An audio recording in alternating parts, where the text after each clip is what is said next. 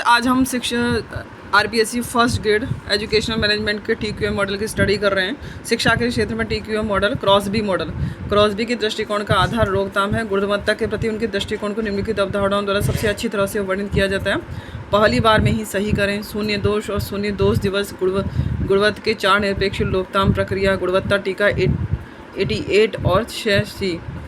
Crosby के दृष्टिकोण का आधार रोकथाम है। गुणवत्ता के प्रति उनके दृष्टिकोण को निम्नलिखित अवधारणाओं द्वारा सबसे अच्छी तरह से वर्णित किया गया है।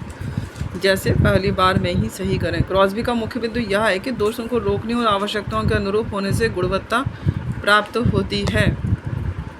वह ऐसी गतिविधियों शून्य दोष दिवस का आग्रह करते हैं जहां प्रबंधन और कर्मचारी गुणवत्ता के प्रति अपनी प्रतिबद्धता की पुष्टि करते हैं।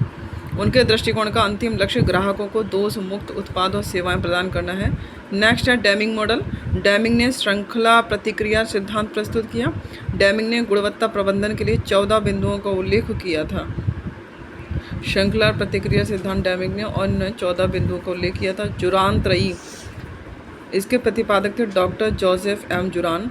इनका जन्म रोमानिया में, प्रवास अमेरिका में। जुरान त्रयी को गुणवत्ता त्रयी कहा जाता है। इस अवधारणा का मानना है कि संगठन को 3 सार्वभौमिक प्रक्रियाओं का उपयोग करना चाहिए ताकि गुणवत्ता बनी रहे: गुणवत्ता नियोजन, गुणवत्ता नियंत्रण और गुणवत्ता सुधार।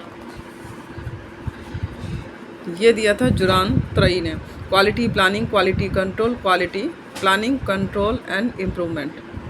शिक्षा में संपूर्ण गुणवत्ता प्रबंधन के लिए आवश्यक तत्व रैन फिट्जर ने 2004 के अनुसार प्रत्येक के लिए प्रतिबद्धता एवं जागरूकता, स्पष्ट कार्य लक्ष्य, प्रणालियों की योजना पद्धति, पदानुक्रम के स्थान पर दल पद्धति, भय के स्थान पर सशक्तिकरण व योग्यता, आधिकारिक अधिगम पर ध्यान, मापन आधारित प्रबंधन,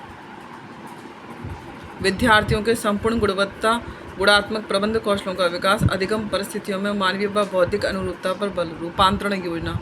संपूर्ण गुणवत्ता प्रबंधन के लिए एक संचालन समिति बनाई जानी चाहिए। ये हम पढ़ रहे हैं शिक्षा में संपूर्ण गुणवत्ता प्रबंधन के लिए आवश्यक तत्व, जो कि रैन फिट्जर ने 2004 में दिए थे। संपूर्ण गुणवत्ता प्रबंधन की क्या विधि है? विधि के क्या चरण हैं? गुणात्मक नीति निर्धारण, गुणात्मक क्रियान्वयन, नियंत्रण, गुणात्मकता में सुधार। टीक्यूएम की तकनीक में, टोटल क्वालिटी मैनेजमेंट की तकनीक में 6 सिग्मा सिद्धांत प्रबंध के मापन की नई विधि 6 सिग्मा है। यह गुणात्मक के मापन का सांख्यिकी मापदंड है, जिससे यह पता लगाया जाता है कि कोई उत्पाद अपनी गुणात्मकता के उद्देश्य या लक्ष्य के कितने समीप पहुंच पाता है।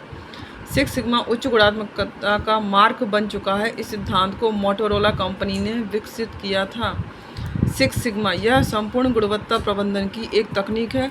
इसमें निम्न 2 सिद्धांतों का प्रयोग किया जाता है: डीमैकडेव, चल रही प्रक्रिया में सुधार करना, मौजूदा प्रक्रिया में सुधार करना; दमादेव, नई प्रक्रिया को डिज़ाइन करना।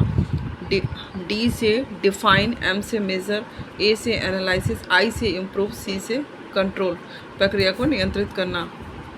नई प्रक्रिया का डिज़ाइन करना, दमादेव define, measure, analysis, design, verify.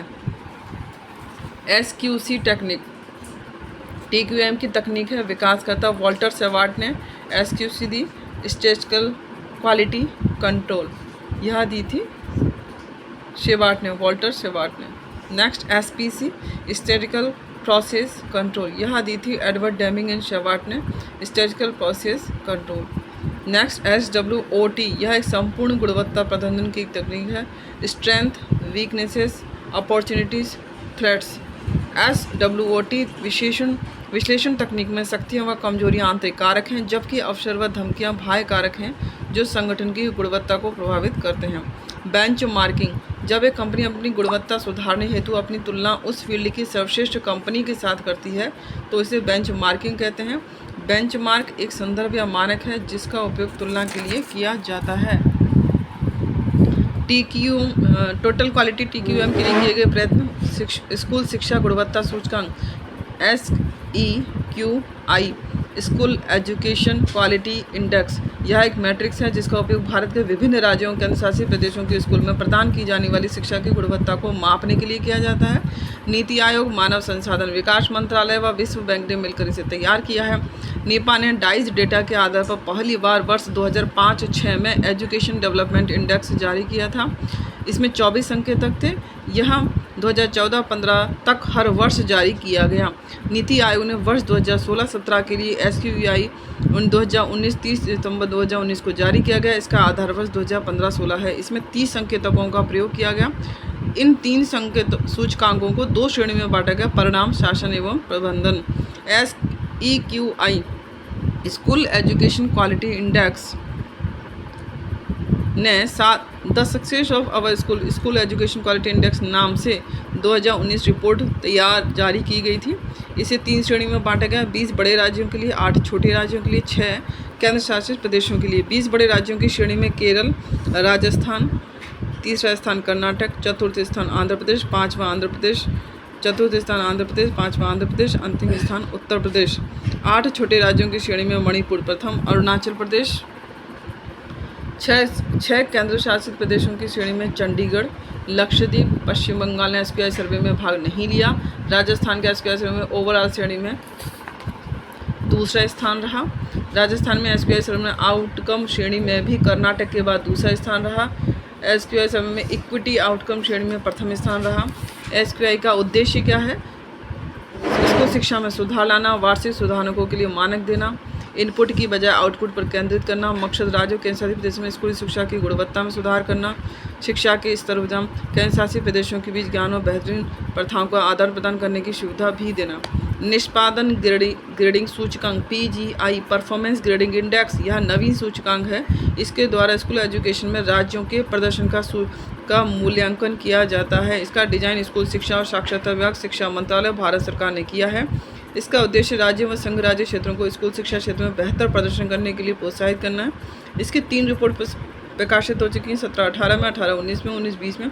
इसके तहत 10 स्तरों पर ग्रेडिंग प्रदान की गई है। PGI performance grading index.